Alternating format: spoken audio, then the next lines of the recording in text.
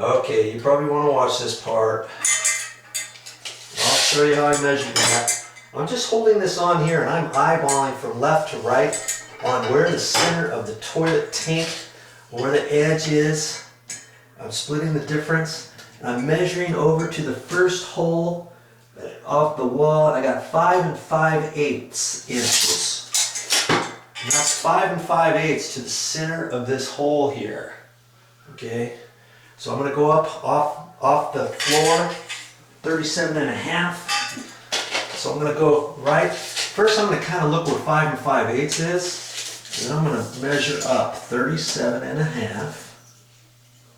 I'm going to keep it to the inside and mark gently if you can, okay? Because if you see that afterwards, you can get an eraser or some cleaner and clean it off. You don't want to mark it too hard. Don't mark it with a pen in case you get off. Okay, and I got 5 5/8. That's right there and right there. And I know I'm at the center hole of this first little bracket. Now, I may not end up putting my screw right in that hole. I can put it on any of these other slots. Okay, I can put it on this slot anywhere or this hole. It just depends what type of screws I have, what type of anchors I have. And the anchors I have, let me show you these anchors here real quick. And this is something that you might not have thought about. You know, how are you going to put those in if you don't hit a stud? Okay, here's the screw-in anchor I'm going to use for this particular grab bar. And this is designed, this is a plastic one. See how big the threads are? And that's going to screw right into the sheetrock. You can take a Phillips screwdriver and do it that way. You poke a little hole in the wall, and then you just take your screwdriver and screw it in. Okay, this one here, I looked on the package, and it's designed, here they are here, okay, and this one here is designed to hold 75 pounds, right there, do you see that? That's 75 pounds per plastic anchor, okay, and because it's over the backside of the toilet, nobody's going to really be pushing down on it really super hard. They're going to be grabbing onto it here and supporting themselves and stuff like that. There's no way they're going to put that much pressure on here. 75 pounds of holding force. And we're going to put 3 of these anchors in there. Okay, so that's a lot. What is that? 225 pounds of holding force.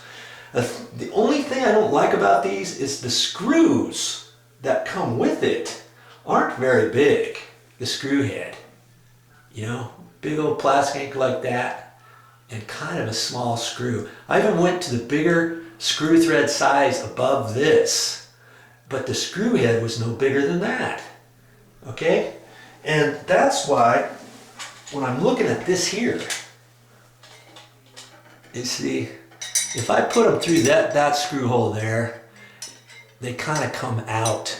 If I'm got it at a slight angle, I could screw right through. So I'm gonna go ahead and put them on this one, and this will hold. You see, there's enough room there. Now, if you want, you can take some little washers, and I dug up some washers in my Pop's toolbox. Here's a small washer here. I can put that on there, and then that'll make the head just a little bit bigger. And I found 2 or 3 different washers in his garage. I've got an assortment of washers here. Even this big one, I didn't think that would work. This is called a fender washer because it's so big and it's just got a small hole in there. But I thought, I wonder if that will work here. I'll put that on there like that, and I hold this up here and I put that on there. I wanted to make sure that the washer did not extend over the edge because I've got that snap-on trim to put back on there, right? And those work too. So that's how I'm going to install this. Now you could take other plastic anchors if you want. You know, it's really recommended to try to hit studs, or if you had new construction and you're thinking about putting grab bars, even if you're not thinking about putting grab bars, here's a tip for you. Go ahead and put the grab bar backing in anyways. If you're not sure if 33 inches to the center or 38, 37 and a half, you could put a 2x10 block in here, 2x12 block in here, or 2x6 and 2x6 on top of each other. You can always put those blocks already in the wall, you know. But because we don't have them, we've got to get it in a different way. Okay, so this is the way I'm gonna do it.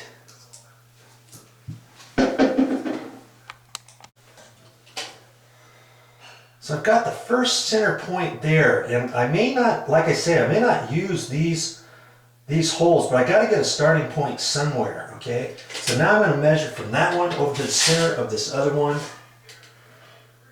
and it looks like I'm 20 3/8 from center to center. Okay, so now I've got to transfer my mark 20 3/8 so I can hold it right there. I'm going to try to line it up as best I can, 20 3/8. And I want a 37 and a half. I'm measuring off of the floor. The floor has tile on there. 37 and a half. It's right there. I guess you can see that. Okay? And that's where I can hold this grab bar up there. I'm not going to mark it just yet, but I can hold that up there and think, okay, that's off the floor. Now I could hold a level on top of this and see where I'm at. I could put a starting screw and then hold this one up to wherever, level it, and then put my associated marks or whatever. But for kicks, what if you don't know that's a level? Okay, well, if you have a level, and I dug this up out of the garage too, I'm going to hold this up here. And I've got a level right here. I'm going to hold that on there. See how well they did with the floor. And they're right on. The floor is level. If anything, it could go up, I mean, a pinch, hardly anything. Just at the very top of that pencil line. And, you know, you don't want to take for gospel that your floor is level. If you're on a subfloor or a second floor or something and it's off, your grab bar is going to be off. So here's another tip for you. Depending if you have a flat sheetrock ceiling, we can measure off of the ceiling because generally the ceiling is going to be level and that goes across to your outside walls and all that kind of stuff. If your floor has dipped in the past or it's cracked and whatever, you might get it better that way. So we can measure from the ceiling on down. This is a tall ceiling. I can measure off of there, and I got 82 and maybe 3/8. And over here, let's just see how close we are. And I'm at 82 and almost 3/8 right there. And see, that line is at the top, so that's 82 and 5/16. Wow, that's pretty close. And again, you know, if you're measuring off the ceiling, you got spray texture up there if the tape is off slightly. So if you don't have a level, you could measure off the floor. And let's say if you're off a little bit, measure from the ceiling down, split the difference on them or whatever, and you can comfortably get yourself some marks that way if you don't have a level. The other thing is, if you have the torpedo level, here's a little cheapo torpedo level, 9-inch plastic, and came with a picture, and they also included this to hang your pictures with this. You got something like that, it's just plastic. You know, once I had that one screw there, I could put a screw in there, right? And then I could then swivel this up to wherever it needed to go. Because I already know the starting point over here, then I can hold the torpedo level on there and level it that way. Okay? Several ways to do it. And even if I get it exactly, I'm still going to need to level it when I get done because there's a lot of slop in these holes. Okay? So what I'm going to do now is I'm going to go ahead and put a screw in here. And it's just going to be for temporary, so I can be hands-free. You know, if I wanted to, I guess I could hold that like that. and hold it tight, center to center. Let's just do that. Because what I'm going to end up doing is I've decided to use these long slots, okay? And either way, I'm going to be able to slide it around. Okay, so I can put a mark in there and reach. Now see this slide here, I'm not going to be able to get it because this grab bar is in the way, right?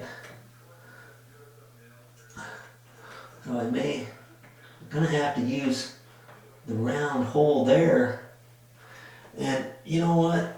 I think I'm going to just go ahead and use the round holes because I have those washers, right? I'm going to use just the holes. And I can mark them this way. And eyeball the middles like that. Or I could put a sheetrock screw in there. I'll give you another way to do it. I know you always like 2 ways to do stuff, so I'll show you another way.